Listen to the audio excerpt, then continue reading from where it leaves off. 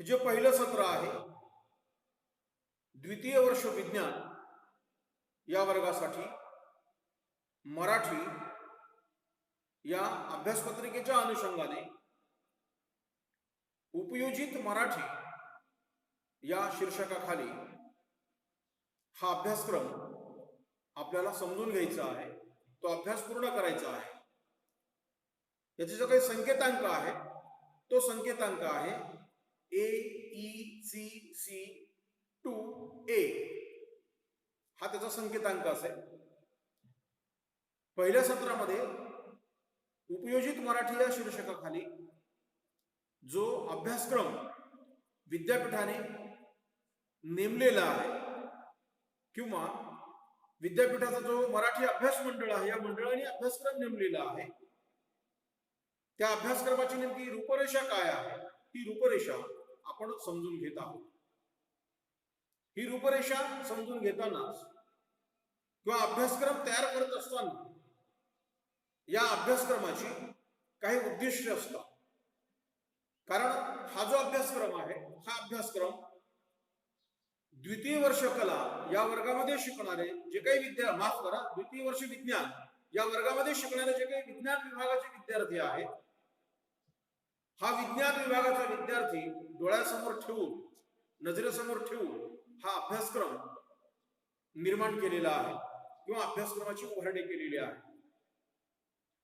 ही उभारणी करताना या अभ्यासक्रमाचे काही उद्दिष्टे आहेत, तर ती उद्दिष्टे नेमकी काय आहे म्हणजे उपयोजित मराठी या शीर्षकाखाली जर मी द्वितीय वर्ष विज्ञान या शाखेचा म्हणजे विज्ञान शाखेचा विद्यार्थी मी आहे आणि उपयोजित मराठी या शीर्षकाच्या खाली मला या पहिल्या सत्रामध्ये जे काही मी वाचन करणार आहे, ज्याचं मी अध्ययन करणार आहे, जे मी समजून घेणार आहे, ते सगळं केल्यानंतर माझ्यामध्ये नेमकं कोणतं परिवर्तन होणार आहे, मला कोणकोणत्या गोष्टी समजायला हव्यात, माझ्याकडनं कोणती कृती व्हायला हवी, हे सगळं सांगण्यासाठी याचे काही उद्दिष्ट आहे। म्हणजे एखादा अभ्यासक्रम जेव्हा निर्माण होतो, तयार केला जातो, तो अभ्यासक्रम तयार करताना त्याच्या निर्मिती मागे काही कारण आहेत। मग ही कारण नेमकी कोणती आहेत ही देखील आपण आज इथे समजून घेणार आहोत। म्हणजेच द्वितीय वर्ष विज्ञान या वर्गासाठी मराठी या अभ्यासपत्रिकेअंतर्गत पहिल्या सत्रामध्ये म्हणजे सेमिस्टर फर्स्ट या पहिल्या सत्रामध्ये उपयोजित मराठी या शीर्षकाखाली AECC2A हा संकेतांक असणारा जो अभ्यासक्रम आहे, या अभ्यासक्रमाची नेमकी उद्दिष्टे काय आहे। तर पहिलं उद्दिष्ट असं आहे की विज्ञान विभागातील विद्यार्थ्यांना, ज्या विद्यार्थ्यांनी मराठी हा विषय घेतलेला आहे, मराठी ही त्यांची मातृभाषा आहे आणि म्हणून मराठी हा विषय त्यांनी निवडलेला आहे। मराठी हा विषय घेणारा जो काही विद्यार्थी आहे तो विद्यार्थी, त्या विद्यार्थ्याला मराठी भाषा म्हणजे दैनंदिन जीवनामध्ये वावरत असताना भाषेचा परिचय त्यांनी तो करून घ्यायला हवा। म्हणून मराठी भाषा आणि साहित्य म्हणजे या भाषेमध्ये निर्माण होणारं जे काही साहित्य किंवा झालेलं जे काही साहित्य आहे ते साहित्य, त्याचबरोबर भाषा आणि साहित्य यांच्या परस्पर संबंधांची जाणीव विद्यार्थ्यांमध्ये जागरूक करणे, ते जागरूक होणे किंवा विद्यार्थ्यांना त्याची जाणीव करून देणे, हाही एक उद्देश या अभ्यासक्रमाचा आहे। दुसरा एक उद्दिष्ट या अभ्यासक्रमाचा आहे तो आहे मराठी भाषेचा परिभाषा सापेक्ष आणि शैली सापेक्ष विकास जो झालेला आहे तो विकास विद्यार्थ्यांच्या लक्षात आणून देणे, हे दुसरं उद्दिष्ट। त्याचबरोबर तिसरं एक उद्दिष्ट या अभ्यासक्रमाचं आहे, या पहिल्या सत्रातल्या अभ्यासक्रमाचा आहे आणि तो आहे मराठी भाषेची उपयोजनात्मक कौशल्ये विकसित करणे। उपयोजनात्मक याचा अर्थ काय? दैनंदिन जीवनामध्ये या मराठीचा म्हणजे मराठी भाषेचा विद्यार्थ्यांनी उपयोग कसा करून घ्यायचा असा त्याचा अर्थ आहे। अशी ही 3 उद्दिष्टे आहेत. आपण पाहिले मराठी भाषा आणि मराठी साहित्य यांच्या परस्पर संबंधांची जाणीव विद्यार्थ्यांना करून देणे, त्या विद्यार्थ्यांनी करून घेणे या अभ्यासक्रमाच्या माध्यमातून शिक्षकांची भूमिका आणि विद्यार्थ्यांची भूमिका दोघांची भूमिका ही समांतर आहे. शिक्षकांनी जाणीव करून घ्यायची आहे आणि विद्यार्थ्यांनी जाणीव करून घ्यायची आहे. दुसरा जो भाग आहे याच्यातला तो आहे मराठी भाषेचा परिभाषा सापेक्ष आणि शैली सापेक्ष विकास कसा झाला का कसा होतो हे विद्यार्थ्यांच्या लक्षात आणून देणे, त्या विद्यार्थ्यांना समजावून देणे. म्हणजेच काय, याच्यात परिभाषा हा एक शब्द आलेला आहे. म्हणजे काही इंग्रजी मधल्या परिभाषा आहेत किंवा विज्ञान विषयाशी निगडीत असणाऱ्या काही परिभाषा आहेत, त्या परिभाषा मराठीमध्ये आणायचं आपल्याला.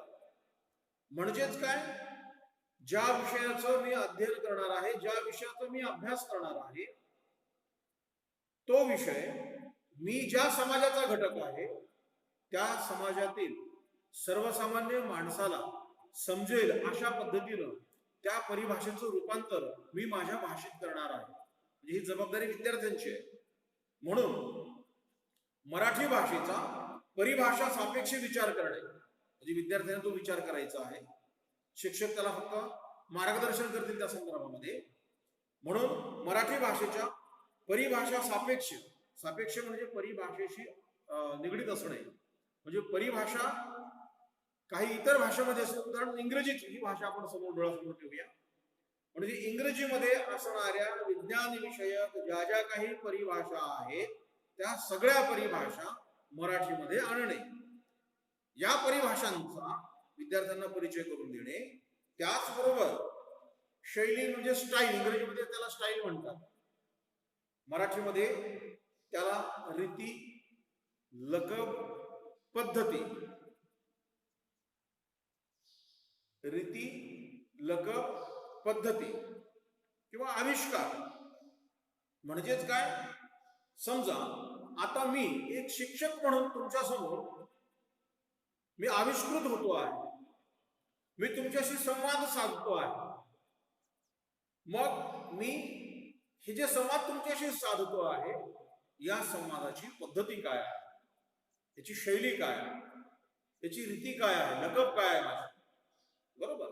म्हणजे शैली सापेक्ष विचार किंवा भाषा ही परिभाषा सापेक्ष आणि शैली सापेक्ष या दोन्ही संज्ञेच्या अनुषंगाने विकसित कशी झाली हा मुद्दा आपल्याला या पहिल्या सत्रामध्ये आणि दोन्ही सत्रामध्ये लक्षात घ्यायचा आहे. आणि तिसरा जो मुद्दा मी तुम्हाला सांगितलेला होता उद्दिष्ट आहे ते, आणि ते उद्दिष्ट म्हणजे मराठी भाषेची उपयोजनात्मक कौशल्य विकसित करणे. म्हणजे विद्यार्थ्यांमधले जे काही कौशल्य ते विकसित करायचे आहे. म्हणजे काय, उपयोजनात्मक या संज्ञेचा अर्थ म्हणजे दैनंदिन जीवन जगत असताना आतापासून तर माझ्या जीवनाच्या अखेरपर्यंत, आतापासून तर माझ्या जीवनाच्या अखेरच्या क्षणापर्यंत मी ज्या भाषेचा मातृभाषा म्हणून किंवा व्यवहार भाषा म्हणून उपयोग करतो याचाच अर्थ उपयोजन. तो उपयोग करताना मी कोणती दक्षता घ्यायला हवी, मी कोणती काळजी घ्यायला हवी, म्हणजे मी कोणत्या पद्धतीनं, आधीच्या मुद्द्यात जो आपण शैली सापेक्ष विचार बघितलेला आहे तोच, मी कोणत्या पद्धतीनं आविष्कृत झालो पाहिजे, व्यक्त झालो पाहिजे, त्याला उपयोजन म्हणायचं. आणि म्हणूनच त्या तिसऱ्या उद्दिष्टाच्या अनुषंगानं आणि एकूणच्या तीनही उद्दिष्टाच्या अनुषंगानं हा जो अभ्यासक्रम आहे हा अभ्यासक्रम तयार केला गेलेला आहे. आणि या अभ्यासक्रमाला शीर्षक दिलेलं आहे उपयोजित मराठी. आता उपयोजित मराठी या अभ्यासक्रमाचं जे काही शीर्षक आहे, या शीर्षकाच्या अनुषंगानं जेव्हा आपण विचार करतो तेव्हा आपल्या निदर्शनास असे येते की उपयोजित मराठी या अनुषंगाने जेव्हा मी अभ्यासक्रम पूर्ण करतो किंवा त्याचा अभ्यास करतो त्यावेळेला माझ्या दैनंदिन जीवनामध्ये मराठी भाषेचा उपयोग कोणत्या कोणत्या क्षेत्रामध्ये आहे त्या क्षेत्राचं नेमकं स्वरूप काय आहे, त्या क्षेत्राची आवश्यकता काय आहे आणि माझी नेमकी भूमिका काय आहे, या तीनही गोष्टी या अनुषंगानं आपल्याला समजून घ्यायच्या असतात. आणि म्हणूनच याच्या आधारानंच आपल्याला जीवन जगायचं असतं. म्हणजे आपल्या मातृभाषेचं नेमकं महत्व काय आहे हे महत्व जाणून घेणं आणि जास्तीत जास्त व्यवहार आपल्या मातृभाषेमधून करणं. मग हा व्यवहार कोणकोणत्या स्वरूपाचा आहे, त्या स्वरूपानुसारच आपला जो काही अभ्यासक्रम आहे तो अभ्यासक्रम तयार केला गेलेला आहे. आता या पहिल्या सत्रामध्ये जो अभ्यासक्रम तयार केला गेलेला आहे त्या अभ्यासक्रमाचा तपशील मी आता तुमच्या समोर मांडणार आहे. साधारणतः आपल्याला या पहिल्या सत्रामध्ये 2 घटकाचा विचार करायचा आहे. म्हणजे मराठी या विषयाच्या अनुषंगाने अभ्यासक्रमाचा जो काही तपशील आहे तो तपशील 2 घटकांमध्ये विभागला गेलेला आहे. त्यातला जो पहिला घटक आहे तो पहिला घटक, त्याचं विश्लेषण मी तुमच्या समोर आता इथे करणार आहे, त्याचं तपशील मांडणार आहे.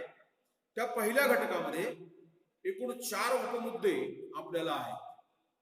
या 4 उपमुद्द्यांचाही परिचय मी आता थोडक्यात तुम्हाला करून देणार आहे. म्हणजे अभ्यासक्रमाची रूपरेषा ही तुमच्याही साधारणतः लक्षात येईल. आता इथे जो पहिला घटक आहे त्या पहिल्या घटकामध्ये 4 उपमुद्दे आहेत.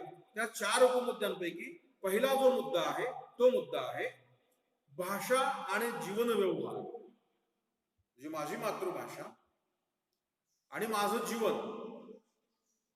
हा जो व्यवहार आहे या व्यवहारामध्ये एकमेकांचा काय संबंध आहे, भाषा आणि जीवनाचा काय संबंध आहे, त्याच अनुषंगाने आपण भाषा म्हणजे काय,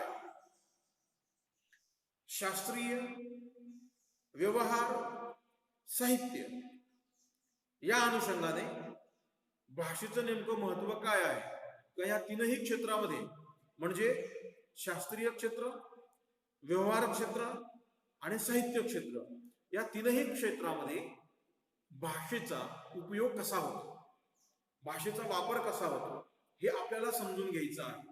म्हणजेच शास्त्रीय साहित्याची संकल्पना, व्यवहाराची संकल्पना म्हणजे व्यवहार भाषा, शास्त्रीय भाषा, शास्त्रीय साहित्याची भाषा, व्यवहार भाषा आणि त्याचबरोबर साहित्याची भाषा या तीनही भाषेमध्ये नेमका काय भेद आहे, हा भेद या अभ्यासक्रमाच्या अनुषंगाने पहिल्या मुद्द्याच्या अनुषंगाने आपल्याला समजून घ्यायचा आहे. त्याचबरोबर कार्यालयीन भाषा म्हणजे कार्यालयीन म्हणजे जिथे आपण प्रवेश घेतो, परीक्षा अर्ज करतो वगैरे वगैरे हे सगळं कार्यालयीन विभाग आहे. मग हे कार्यालयीन जी काही भाषा आहे ती भाषा कशी आहे, तिचं स्वरूप कसं आहे. त्याचबरोबर प्रसार माध्यम, प्रसार माध्यम म्हणजे दूरदर्शन आहे, आकाशवाणी आहे, तुमचं ते भ्रमणध्वनी आहे, सगळी प्रसार माध्यम आहेत. तर म्हणजे या प्रसार माध्यमांचं नेमकं स्वरूप काय आहे आणि त्याचबरोबर जी समाज माध्यमं आहेत, मग तुमचं ते व्हॉट्सअप असेल, टेलिग्राम असेल, काय वेगवेगळे अशी माध्यम आहेत, सगळी समाज माध्यमं आहेत, वेगवेगळ्या सभा आहेत,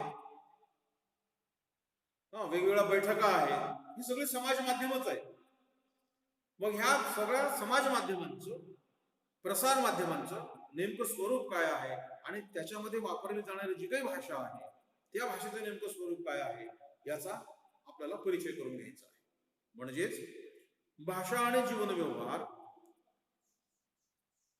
भाषा आणि जीवन व्यवहार या मुद्द्याच्या अनुषंगाने आपल्याला भाषा म्हणजे काय, त्याचबरोबर शास्त्रीय भाषा, व्यवहार भाषा, साहित्याची भाषा, कार्यालयीन भाषा, प्रसार माध्यम आणि समाज माध्यमांची भाषा या सगळ्या भाषांचा परिचय आपल्याला करून घ्यायचा आहे.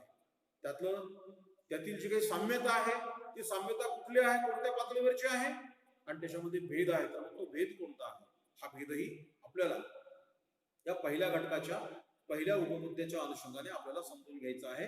भाषा आणि जीवन व्यवहार या मुद्द्याच्या अनुषंगाने या पहिल्या घटकातीलच दुसरा जो उपमुद्दा आहे तो दुसरा उपमुद्दा आहे अर्ज लेखनाचा. आता अर्ज लेखनामध्ये विनंती अर्ज, नोकरीसाठी अर्ज अशा 2 प्रकारचे अर्ज आपण ते पाहणार आहोत.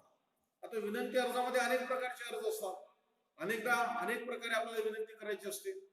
समजा परीक्षेची जी काही पावती आहे, आपल्याला एखाद्या सभागृहामध्ये, परीक्षेच्या सभागृहामध्ये, परीक्षागृहामध्ये आपल्याला प्रवेश करायचा आहे, त्या संदर्भात एक पावती आपल्याला दिली जाते. आता त्या पावतीमध्ये एखादा विषय चुकला असेल किंवा नाव चुकलं असेल आपलं, तर आपल्याला ते नाव दुरुस्तीसाठी, विषय दुरुस्तीसाठी विद्यापीठाच्या परीक्षा विभागाला किंवा महाविद्यालयाच्या परीक्षा विभागाला किंवा मान्य प्राचार्यांना एक अर्ज करावा लागतो. मग तो अर्ज कसा करायचा, हा एक प्रश्न आपल्या समोर असतो. दुसरा एक प्रश्न असतो, काहीतरी सवलत आपल्याला घ्यायची असते. ती सवलत कोणती घ्यायची असते, त्यासाठी अर्ज करायचा असतो. म्हणजे महाविद्यालयीन पातळीवर जेव्हा आपण वावरतो तेव्हा महाविद्यालयीन पातळीवर आपल्याला काहीतरी सवलती घ्यायच्या असतात. त्या संदर्भामध्ये देखील मान्य प्राचार्यांना अर्ज करावा लागतो. त्याचबरोबर समाज जीवनामध्ये वावरत असताना ज्या ठिकाणी आपलं कुटुंब आहे, आपलं घर आहे, ज्या परिसरामध्ये आपण राहतो, त्या परिसरामध्ये असंख्यशे प्रश्न असतात. त्या प्रश्नांच्या सोडवणुकीसाठी संबंधित कार्यालयांना काही अर्ज, विनंती अर्ज द्यावे लागतात.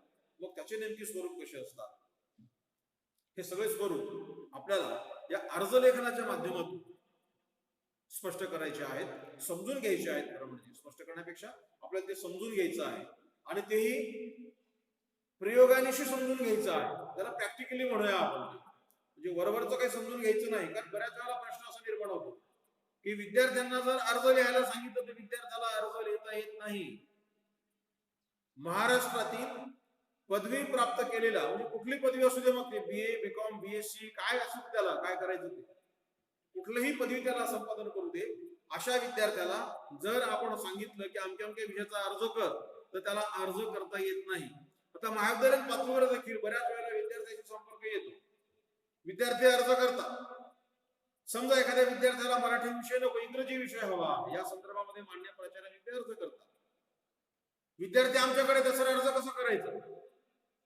आता अर्ज लेखनाचा हा जो सगळा मुद्दा आहे तो 8वी 9वी 10वी या 3 वर्गामध्येच पूर्ण झालेला असतो. पण आपण ते काळजीपूर्वक केलेलं नसल्यामुळे किंवा तशी गरज आपल्याला पडली नसल्यामुळे आपण त्या अर्जाकडे दुर्लक्ष केलेलं असतं. आणि आता पदवी पातळीवर जेव्हा अर्ज करायची वेळ आपल्यावर येते त्यावेळेला आपल्याला असं वाटतं आपण कुठे चुकणार तर नाही ना, चुकलो तर आपल्याला कोणी हसणार तर नाही ना. आता शेवटी माणूस म्हटलं ना तर माणूस हा चुकांमधूनच शिकत असतो. जो माणूस चुकतो तोच शिकतो. शिकलेला माणूस हा अनेकदा चुकलेला असतो. म्हणून आपल्याकडनं जर एखादी चूक झाली, ती चूक पुन्हा होऊ नये याची काळजी घ्यायची. पण ती चूक का झाली या प्रश्नाचं उत्तरही आपण शोधायचं. म्हणून पदवी झालेले विद्यार्थी जेव्हा अर्जाच्या संदर्भामध्ये आम्हाला विचारतात की सर आता अर्ज कसा करायचा, म्हणजे आयुष्यातले 15 वर्ष या शैक्षणिक क्षेत्रामध्ये जे त्यांनी घातलेलं आहे, शैक्षणिक क्षेत्रामध्ये जवळपास 15 वर्ष त्याची कारकीर्द झालेली आहे. या 15 वर्षामध्ये तो काय शिकला, त्याच्या विषयाचं ज्ञान किती शिकला असेल तर प्रश्नचिन्हच असतं. पण व्यावहारिक पातळीवर कसं जगायचं आहे किंवा एखादा अर्ज करता येऊ नये ही अतिशय दुःखद अशी बाब आहे, दुर्दैवी अशी बाब आहे. आणि म्हणून माझा विद्यार्थी, मराठी विषयाचा मी शिक्षक, मी प्राध्यापक म्हणून माझा जो काही विद्यार्थी आहे तो विद्यार्थी त्याला नीट अर्ज करता आला पाहिजे.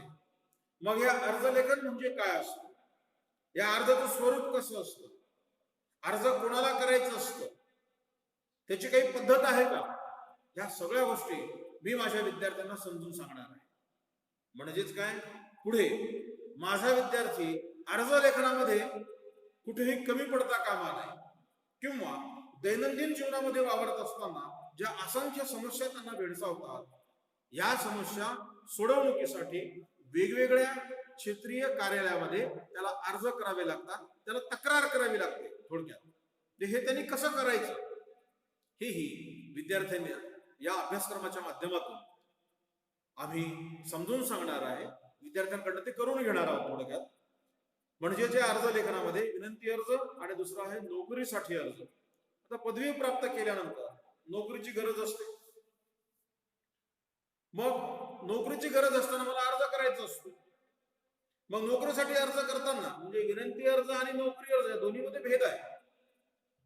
नोकरीसाठी अर्ज करताना 2 प्रकारचे अर्ज असतात. एक तर आपल्या हस्तलिखितामध्ये म्हणजे स्वतःच्या हस्ताक्षरामध्ये अर्ज तयार करणे, आणि दुसरं असं आहे की काही संस्था, काही कार्यालय, काही विभाग, शासकीय असतील खाजगी असतील, या विभागाने त्यांच्या विशिष्ट पद्धतीनुसार, विशिष्ट तंत्रानुसार असे काही मुद्रित केलेले अर्ज असतात की त्या अर्जामध्ये फक्त आपली माहिती भरायची आहे.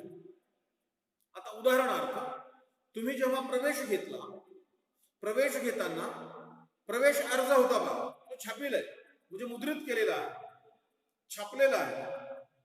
मग त्या अर्जामध्ये फक्त तुम्हाला विचारलेली माहिती तुम्ही भरली. आता तो अर्ज इंग्रजीमध्ये असेल, मराठीमध्ये असेल, कुठल्याही भाषेमध्ये तो अर्ज असू शकतो. साधारणतः इंग्रजी भाषेमध्ये तो अर्ज आहे आपला प्रवेश अर्ज. मग तो अर्ज तुम्ही समजून घेतला आणि त्याच्यानुसार त्याच्यामध्ये लागणारी जी काही माहिती आहे ती माहिती तुम्ही भरली. पण बऱ्याच वेळेला कसं होतं, असे छापील म्हणजे मुद्रित केलेले अर्ज नसतात. मग अशा वेळेला त्या उमेदवाराला, म्हणजे नोकरीची गरज असणाऱ्या त्या गरजवंतांना आपल्या स्वहस्ताक्षरामध्ये अर्ज तयार करायचा असतो. मग तो अर्ज कसा तयार करावा, हाही मोठा प्रश्न त्या विद्यार्थ्यांसमोर असतो. पदवी प्राप्त झालेल्या विद्यार्थ्यांसमोर किंवा पदव्युत्तर शिक्षण घेतलेल्या विद्यार्थ्यांसमोरही अशा म्हणजे नोकरीसाठी अर्ज कसा करायचा हा प्रश्न त्याच्या समोर असतो. आता याचा अर्थ, तो जेव्हा पदव्युत्तर पातळीवरचं शिक्षण घेतो, म्हणजे 17 वर्ष त्याने शैक्षणिक क्षेत्रामध्ये घातलेले असतात, 17 वर्ष शैक्षणिक क्षेत्राचा अनुभव, ह्या शैक्षणिक विभागाचा, या कार्याचा त्यांनी अनुभव घेतलेला असतो. शिकवलेलं नसतं का, त्याला शिकवलेलंही असतं, तो शिकलेलाही असतो, पण त्याची जी काही उपयोगिता आहे ती उपयोगिता त्याच्या लक्षात न आल्यामुळे तो त्याच्याकडे दुर्लक्ष करतो. आणि दुर्लक्ष केल्यामुळे पदव्युत्तर शिक्षण घेऊनही त्याला साधा अर्ज करता येऊ नये असा प्रश्न निर्माण होतो. आणि म्हणून आपण जे काही करतो ते काळजीपूर्वक करायचं आहे. ते पुन्हा पुन्हा करायचं नाही. आपल्याला जे शिकायचे ते एकदा, पण परिपूर्ण होणं आणि परिपूर्णतेकडे वाटचाल करणं ही आपली भूमिका असते. आणि म्हणून नोकरीसाठी अर्ज कसा करायचा, आधी सांगितलं तुम्हाला, मुद्रित असेल तर माहिती भरायला काही अडचण जात नाही. बऱ्याच वेळेला मुद्रित अर्जामध्ये देखील माहिती कोणती लिहायची असं विद्यार्थी विचारतो, तो उमेदवार विचारतो. बरं, हे म्हणजे हे जे असे प्रश्न असतात, हे प्रश्न सहज निर्माण होणारे असतात. त्याला कारणही आहे. शेवटी अनुभव विश्व काय आहे, तो विद्यार्थी कुठल्या अनुभवामधून आलेला आहे, त्याचं सामाजिक, आर्थिक किंवा शैक्षणिक हे त्याचं स्तर नेमकं काय आहे, त्या कुठल्या स्तरातून तो आलेला आहे, तर ह्याच्या त्याच्या गोष्टी आहेत, ह्या सगळ्या गोष्टी महत्वाच्या असतात. आणि म्हणून या अनुषंगाने विद्यार्थ्याला काही बाबींची माहिती करून देणं, विद्यार्थ्यांकडनं प्रात्यक्षिकाच्या माध्यमातून ते करून घेणं, विद्यार्थ्यांना ते शिकवणं हे महत्वाचं असतं. आणि म्हणून नोकरीसाठी अर्ज तो कसा करायचा हेही आपल्याला पहिल्या घटकाच्या माध्यमातून शिकायचं आहे. त्याचबरोबर आता जो तिसरा उपमुद्दा आहे तो आहे संगणकीय अर्ज लेखन. संगणकीय पातळीवर, संगणकावर आपण अर्ज कसा करायचा, त्याच्यामध्ये युनिकोड मधून मायक्रोसॉफ्ट मध्ये किंवा मायक्रोसॉफ्ट वर्ड मध्ये अर्ज कसा करायचा हेही आहे. आणि चौथा जो घटक, त्याच्या पहिल्या घटकातला चौथा जो मुद्दा आहे तो आहे स्वपरिचय, बायोडाटा. स्वतःचा परिचय देखील आपल्याला करून देता येत नाही किंवा आपल्याला करता येत नाही, हा मुद्दा इथं महत्वाचा आहे. म्हणजे त्या अनुषंगानं स्वपरिचय म्हणजे बायोडाटा, स्वतःचा परिचय कसा करून द्यायचा, त्याची काही पद्धती आहे का, कुठल्या गोष्टी अनुक्रमाने यायला हव्या, शिक्षण कधी यायला पाहिजे, स्वतःविषयी माहिती अनुभव कुठे लिहायला पाहिजे, आपल्याविषयी वैयक्तिक माहिती कुठे लिहायला पाहिजे, आपल्याला येणारं कौशल्य कुठे लिहायला पाहिजे, याच्या काही पद्धती ठरलेल्या आहेत. तर त्या सगळ्या पद्धती आपल्याला हे समजून घ्यायचं आहे. म्हणजे पहिल्या घटकाच्या अनुषंगानं आपल्याला भाषा आणि जीवन व्यवहार, अर्ज लेखन, संगणकीय अर्ज लेखन आणि स्वभाषा म्हणजे स्वपरिचय, बायोडाटा, या 4 उपमुद्द्याचा आपल्याला या पहिल्या घटकाच्या अनुषंगानं परिचय करून घ्यायचा आहे, ते समजून घ्यायचं आहे. आणि दुसरा जो घटक आहे तो घटक आहे प्रसार माध्यमांसाठी लेखन. म्हणजे प्रसार माध्यमांसाठी लेखन करायचं आहे मला. मी आता विज्ञान शाखेचा विद्यार्थी आहे, मला प्रसार माध्यमासाठी लेखन करायचं आहे, तर मला प्रसार माध्यम आधी समजून घेतली पाहिजे. आता हे लेखन कसं करणार, मी कुठल्या विषयाचं अनुषंगाने करणार, तर कृषी, विज्ञान, तंत्रज्ञान आणि क्रीडा विषय या संदर्भातलं लेखन प्रसार माध्यमांसाठी मला करायचं आहे. हे करीत असताना त्यातले जे काही उपमुद्दे आहेत ते मी तुम्हाला सांगणार आहे. पहिलं आहे वृत्तपत्र, त्याच्यामध्ये लेख आणि लेखन ते कसं केलं पाहिजे. नंतर नभोवाणी म्हणजे रेडिओ, आकाशवाणी ज्याला म्हणतो आपण ते. त्याच्यामध्ये जे काही भाषण दिलं जातं त्या भाषणाचं लेखन कसं केलं जातं, म्हणजे वृत्तपत्रामध्ये लेख कसा लिहिला जातो, कसा लिहायचा असतो. नभोवाणी म्हणजे आकाशवाणीवर भाषण कसं द्यायचं, भाषणाचं लेखन कसं करायचं. चित्रवाणी म्हणजे दूरदर्शन, याच्यावर माहितीपटासाठी संहिता लेखन, म्हणजे एखादी माहिती, एखाद्या विषयाची माहिती मला द्यायची तर माहितीपटासाठी संहिता कशी तयार करायची, ते लेखन कसं करायचं हे समजून घ्यायचं आहे.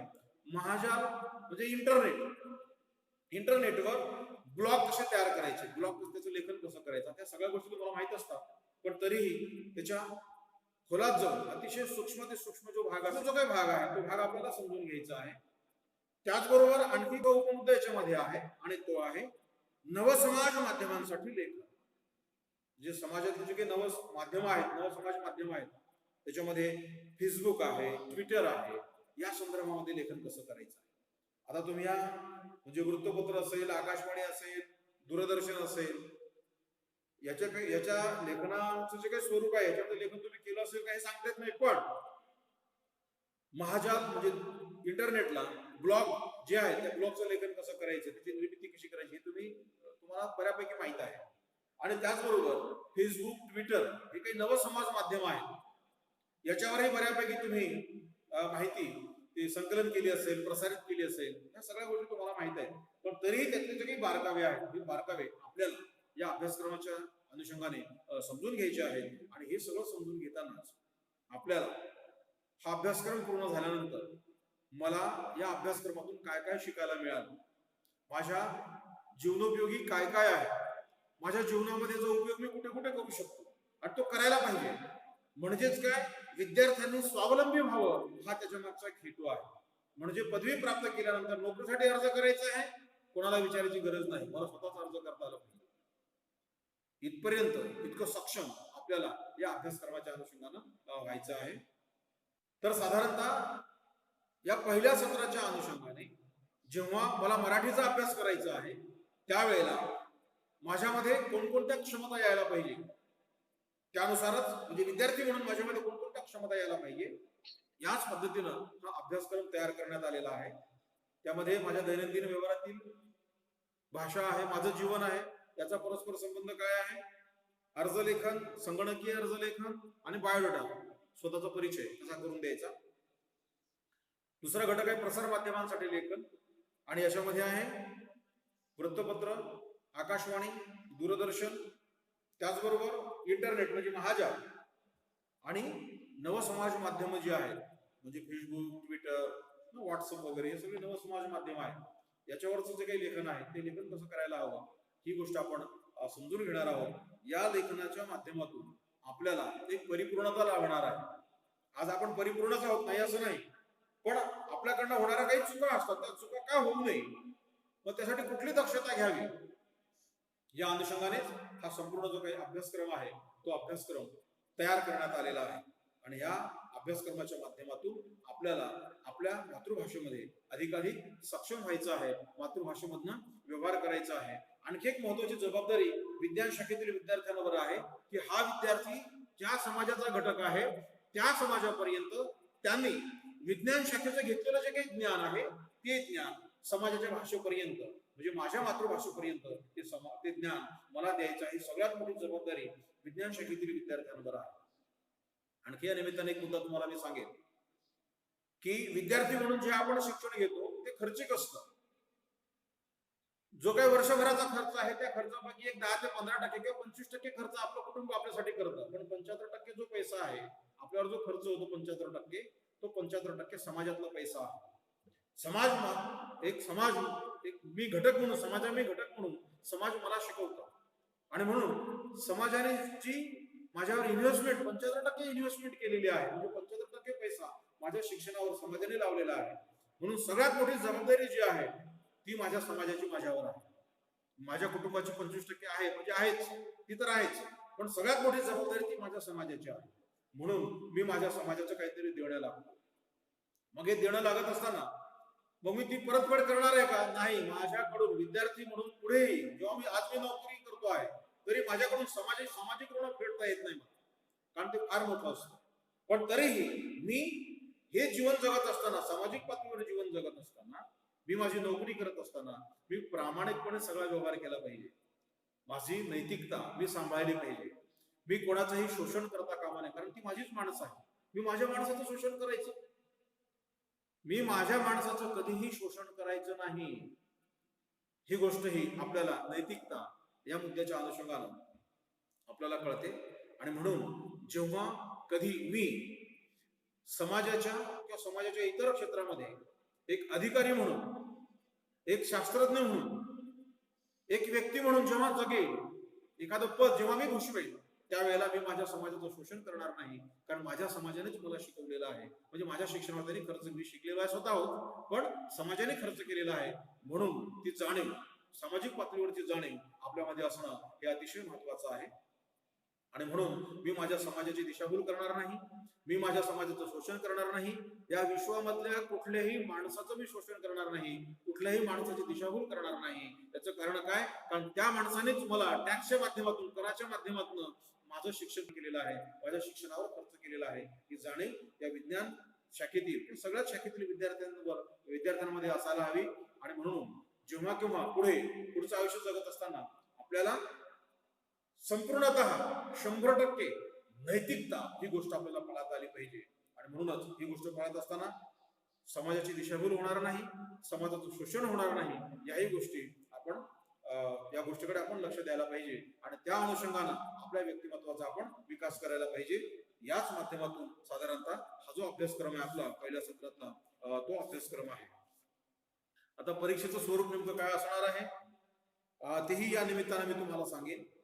त्याच्यामध्ये विद्यापीठाची सत्र परीक्षा असेल, त्याच्यामध्ये 3 प्रश्न असेल, त्याला 2 तास वेळ असणार आहे, 50 गुणाची ती प्रश्नपत्रिका असेल.